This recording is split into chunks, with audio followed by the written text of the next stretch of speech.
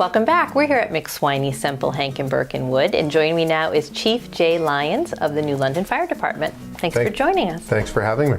Let's talk a little bit. The calendar has switched. We're looking at spring. Tell us about some seasonal fire issues we should be aware of. Well, this time of year with the warmer days and colder nights, great for sugaring, but unfortunately for those people that heat with wood, there tends to be a buildup of creosote in their chimneys. And the reason for that is that individuals will turn down the amount of oxygen or the airflow into the the wood stove, and subsequently incomplete combustion takes place, which also builds up creosote in one's chimneys. Okay, all right, so how do we take care of that?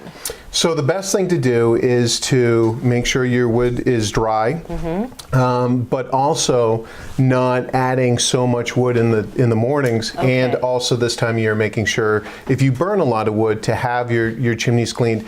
We recommend at least once, but if you burn a lot of wood, you may need to clean it more often. It's stickier almost at this time of year. Yeah. And so, and what happens is, your fireplace or your wood stove really needs to be in between 500 and 500 degrees or so. Okay. And therefore, this time of year, your wood stove can basically drive people out of their homes because it's burning so warmly. So if you don't put as much wood into the wood stove, then it's more beneficial. Okay, good. And people have probably run out of wood too, so that we're out of the good wood at this point. Maybe people are looking to burn green wood, and that's not such a good idea. Green wood does contribute to a buildup of creosote. So certainly having dried wood or kiln dried wood is beneficial. It's better. Okay, good. Okay, let's talk a little bit about brush. People are wanting to get all that debris out of their yard at this time of year. Yes. If you have snow on the ground,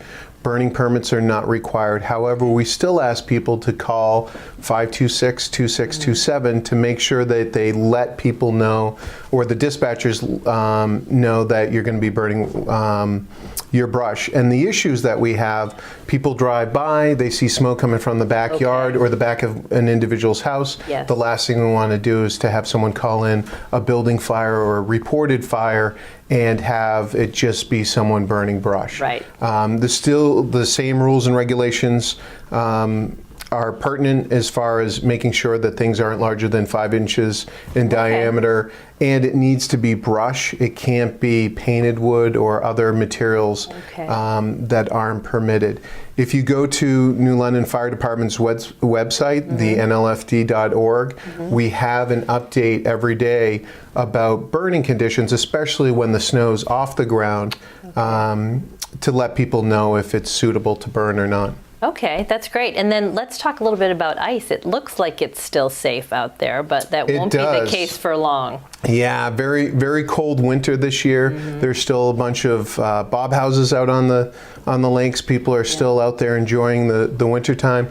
But in a couple of weeks, what we're going to have, the sun's higher. There's areas, whether it be current flow or fluctuations with melting snow, that are going to change the safety of the ice. And so it's really important to make sure that the bob houses get off the lakes, and people also use due care when they're traveling over a body of water. Right. Okay, great. Okay, well, good. Well, as you mentioned, your website is updated frequently. Lots of changing conditions are put up there, and the phone number is there. If anybody has any questions, they can give a call. Absolutely. Thanks for the tips, and have a great spring. Thank you. You as well. Take care.